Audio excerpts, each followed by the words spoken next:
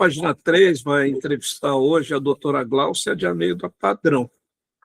Ela é graduada em Ciências Econômicas, tem mestrado em Economia Aplicada e é doutora em Economia Aplicada. Ela é analista de economia da EPAGRE, né? E eu estava procurando alguém especializado em arroz, e no mercado de arroz, e me indicaram, então, a doutora Gláucia. Boa tarde, doutora. Obrigado por ceder seu tempo. Então, dias atrás, ocorreu a abertura da temporada da colheita de arroz em Santa Catarina. Foi em São João do Itaperiú, que é um município bem ao lado aqui de Balneário Camboriú, né? Esse início de colheita é para todo o estado? Ele é mais ou menos o mesmo calendário ou diferencia do sul para o litoral norte aqui?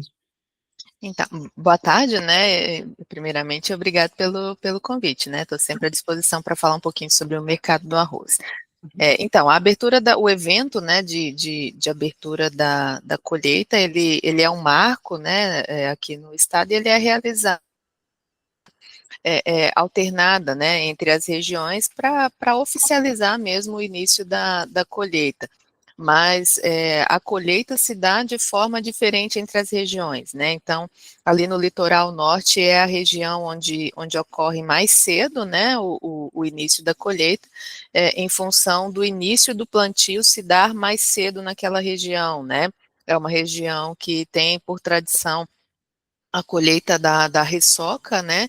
Então, o plantio deles ocorre em meados ali do mês de julho, início de agosto, e a colheita inicia aqui no mês de janeiro, até às vezes, a depender do ano, no meio de dezembro, né? Nas outras regiões, tem uma diferença de poucas semanas, né? Então, ali no litoral sul, que é a região maior produtora, deve começar a colheita em meados de fevereiro, né? Já deve estar o grão já em processo de maturação para colheita. E no Alto Vale, por ser mais frio, ocorre um pouco mais tarde, né? Mais para frente. Quer dizer, nessa região aqui, eles colhem ali no final de dezembro, começo de janeiro, na região de Camboriú e Itajaí, né? Tradicionalmente. Isso é assim todos os anos, né? Isso, uma safra ou outra às vezes dá um pouquinho de atraso, né, em função do clima, mas tradicionalmente se colhe nesse período, em função do plantio que é antecipado. Então, no ano passado, a saca de arroz tinha um valor aí andei lendo antes de entrevistar a senhora, ao redor de R$ 80, mais ou menos, né? E os produtores alegavam que o custo desse plantio chegava em torno de R$ 75. É isso mesmo? Isso, o preço médio da safra foi R$ 80, né? Mas nós alcançamos preços superiores a R$ 100, né? Teve meses do preço atingir R$ 120, R$ 115 a saca de 50 quilos. E o custo de produção girou em torno de 75. Foi uma safra em que se obteve uma margem, né, bastante elevada, em função dessa relação entre custo e preço pago ao produtor. E depois, quando tem o que a senhora chamou de ressaca, né, que é a colheita do que sobrou no campo, é isso? A colheita do rebrote, né? Rebrote, É feita uma primeira colheita, deixa o arroz rebrotar. Alguns produtores ainda aplicam alguma adubação, alguma correção de solo, e aí deixa vir um novo grão, né, para colher novamente, uma segunda colheita, de produtividade baixa, né? Dá em torno de 40 sacos por hectare. E aí vai colher isso quando? Em março? Em torno ali março, abril, né? A partir do momento em que ocorre a primeira colheita, só espera vir e colher. A colheita vai até meados de maio ali, né? Tem janela para colher até maio, até início de junho, às vezes. Quer dizer, então nesses meses de verão eles estão colhendo a colheita e não a ressaca, né? Não, é a colheita principal, isso. Perfeito. Bom, esse ano é surpreendente, a gente vai no supermercado e tem sacos de 5 quilos de arroz, né? Saco e saca são coisas diferentes, né? Isso. Mas tem saco de 5 quilos de arroz por R$ 10, né? Encontrei esses dias uma oferta ali. O preço afundou, é isso? Isso. Então, o que que aconteceu, né, para a gente entender esse momento mercadológico do arroz, né? Quando a gente estava no ano passado vivenciando e observando preços a R$ 120 o saco, era um momento em que a gente tinha escassez de oferta, né? Então, a safra anterior, né, a que foi comercializada no ano passado, ela sofreu prejuízos especialmente climáticos, né? Vocês se lembram bem, ali no Rio Grande do Sul, nós tivemos excesso de chuva, né? Nós tivemos uma situação bastante complicada lá. Aqui no estado também tivemos excesso de chuva e isso resultou numa safra muito ruim. Aí na safra passada, que é a que nós estamos comercializando neste ano, né? Do meio do ano passado para este ano, nós tivemos um excesso de oferta, não só no Rio Grande do Sul, quanto aqui em Santa Catarina e também nos países do Mercosul. Então, assim, a produção, ela afeta diretamente o comportamento dos preços internos, né, porque é um produto especialmente comercializado no mercado interno, ele não tem tradição de comportamento ali no mercado externo. Então, à medida em que a gente tem um excesso de produção nos principais players, né, do mercado, naturalmente os preços caem, né, e chegaram agora, o preço ao produtor da saca de 50 quilos está em torno de R$ 48, R$ 49 a saca. Consequentemente, embora tenha um delay para que isso aconteça, né, leva a um período de meses aí, às vezes até um ano, a depender do produto, entre a transferência, né, do preço pago ao produtor para o preço ao consumidor. Então, a gente está observando agora preço ao consumidor em torno de R$ 3 o quilo, até menos, né? Como você bem disse, preços aí, um saco de 5 quilos a 10, R$ 15 não tem sido incomum de se observar nos supermercados. A impressão que fica ao leigo, que é o meu caso, é de que o mercado é muito desorganizado nessa questão de calcular quanto vai plantar, né? Porque o preço do arroz, me corrija se eu estiver errado, ele oscila, ele vai oscilando a cada 2, 3 safras, acontece isso aí de não ter preço, como vocês dizem, né, de ficar muito ruim o preço. É isso mesmo, é falta de, ou impossibilidade de planejamento da produção, porque onde dá arroz não dá outra coisa, é só arroz mesmo, né? Ou dá para plantar outras coisas. Aqui no estado de Santa Catarina, basicamente áreas de arroz são destinadas a arroz, né? Outras culturas já ficam economicamente inviáveis. O setor é extremamente organizado, né? É bem o contrário. O que que acontece? Nós temos observado uma redução do consumo, né? O consumidor hoje ele tem optado por outros substitutos, né, do arroz. Então, tem havido trocas por fast food, em especial, né, por mudança de padrão mesmo do comportamento do consumidor. Tem a troca por macarrão, por exemplo, né, são outros alimentos que vêm substituindo o consumo de arroz. Essa tendência de redução de consumo, ela não se dá apenas no Brasil, né? Ela tem sido observada no mundo todo, mesmo nos países asiáticos, em que havia um consumo médio anual de 90 quilos per capita, hoje a gente observa um consumo de 78 quilos per capita, é uma redução de fato significativa, né? E aqui no Brasil não é diferente, né? Então, a gente tem observado uma redução de consumo e uma mudança no padrão de consumo do consumidor, né? No padrão de comportamento do consumidor.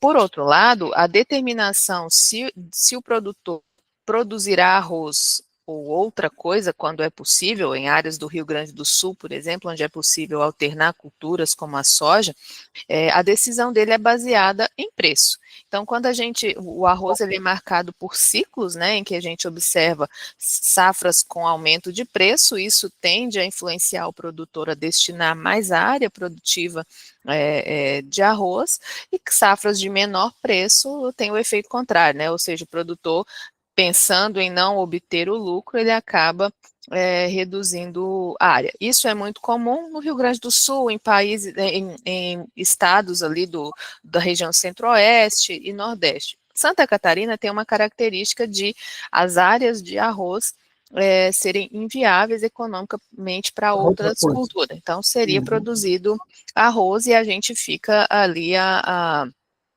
mercê do comportamento do mercado. Qual a alternativa para isso, né? Nós estamos agora com algumas campanhas de incentivo ao consumo do arroz, voltar o prato tradicional do brasileiro, que é o arroz com feijão, né? Que além de ser extremamente nutritivo, né? É produzido internamente, nós não temos dependência de outros países, né? Para a produção a segurança alimentar, né?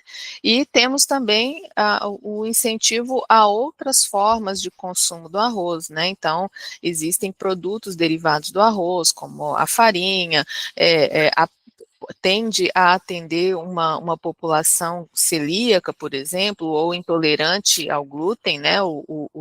Existem algumas campanhas também em relação ao apelo nutricional do arroz. O arroz foi, como o ovo, foi visto como vilão por causa do colesterol. O arroz hoje tem sido visto Foi como reabilitado. vilão por causa do carboidrato, e a gente tem trabalhado nesse sentido, né? Para que o arroz volte a ser consumido. E as exportações, né, que são outro caminho para a gente... Exportação, é isso que eu ia perguntar. O mercado aqui de Mercosul é livre, a compra e venda entre os países?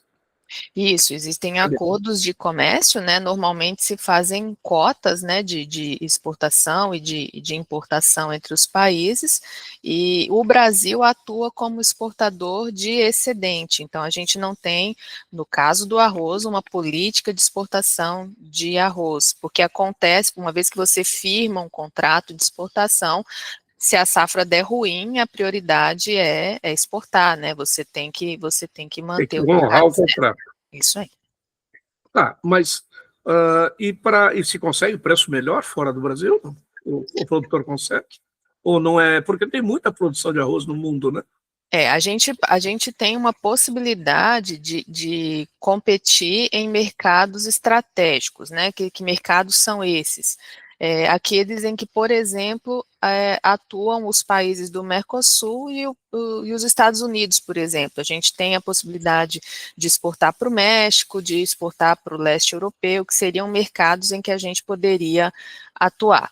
Nós nunca vamos competir lá nos países asiáticos, não só pela competitividade, né, pelo custo de produção e custo de transação, mas também pela característica do grão. Então, haveria a possibilidade da gente expandir para o leste europeu, para México, Venezuela, países africanos que a gente já tem uma tradição de exportar também.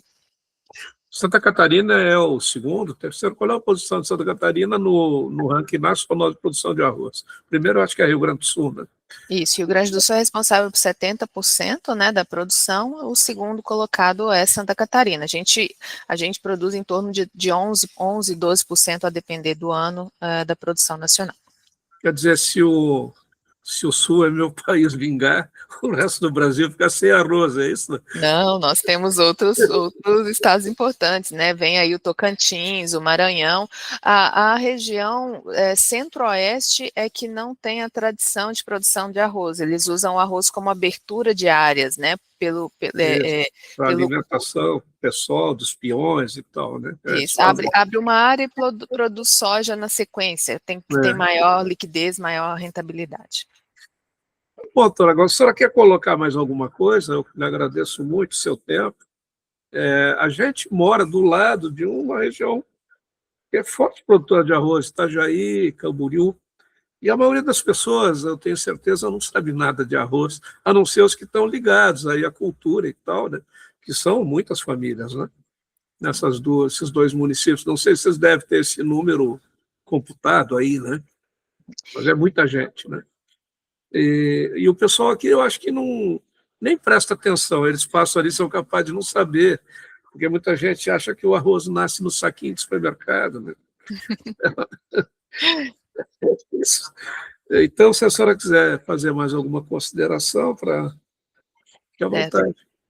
A gente costumam lembrar da gente quando o preço está baixo, né? O consumidor final lembra da Ipagre, enfim, lembra dos economistas, dos analistas de mercado quando o preço está alto, quando pesa no bolso, porque é que o arroz está tão caro, né? E o produtor lembra da gente quando o preço está baixo, né? Mas como mensagem final, assim, esse é um momento